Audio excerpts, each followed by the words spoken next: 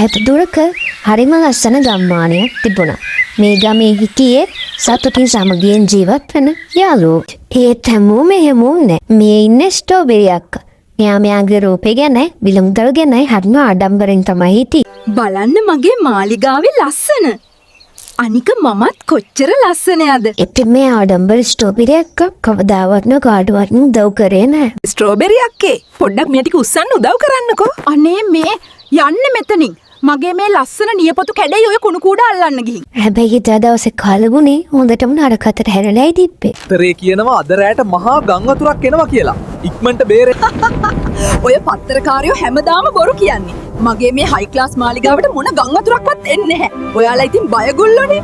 ඉතින් මේ ආඩම්බර ස්ට්‍රෝබෙරි අක්කා ගමේ අයව නිකමටවත් ගණන් ගත්තේ නැහැ. හැබැයි ඊළඟට උනේ කවුරුවත් හිතපු නැත්තේ. බුදු අම්මෝ මගේ මාලිගාව පාවෙනවා. මාව බේරගන්න. ස්ට්‍රෝබෙරි අක්කා මෙයාලට කොච්චර බැන්නත් අගෞරව කර ස්ට්‍රෝබෙරි අක්කක උදව්වට ආවේ මේගොල්ලෝම තමයි. බය වෙන්න එපා. මේ ලණුව තදින් අල්ලගන්න. 1 2 3 අදින්නෝ.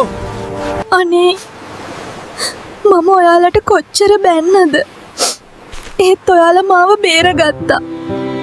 ඉතින් මෙයාලා උත්සාහය නිකමතු කමෙන් කටයුතු කරපු ඉඳා මේගොල්ලන්ට පුළුවන් වෙනවා ස්ට්‍රෝබෙරි අක්කා බේරගන්න. ගම් වතුර බෑලා ගියාට පස්සේ අනෙක් පළතුරු හැමෝම එකතු වෙලා ස්ට්‍රෝබෙරි අක්කගේ කැඩෙනු මාලිගාව ආයෙත් හදන්න උදව් වෙනවා. දැන් ස්ට්‍රෝබෙරි අක්කා සම්පූර්ණයෙන්ම වෙනස් වෙලා. එයා අනිත් පළතුරු වලට උදව් කරනවා. නියතමානීව එනවා වෙලා යාලා එකට ඉන්නවා. මේ ඇපල් ටික ඔයාගේ ගෙදරට ගෙනියන්න මම උදව් කරන්නම්. මට සමා වෙන්න. ඇත්තම ලස්සන තියෙන්නේ අපේ හිතේ සහ එකමුතුකමේ කියලා මම දැන් දන්නවා.